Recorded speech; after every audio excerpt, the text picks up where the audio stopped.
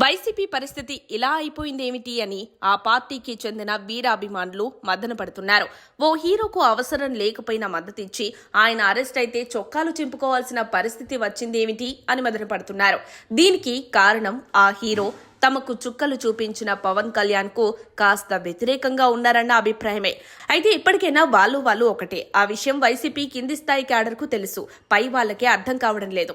అల్లు అర్జున్ తనపై ఇలాంటి అభిమానం ఎందుకు చూపిస్తున్నారో తెలుసుకోలేనంత అమాయకుడు కాదు.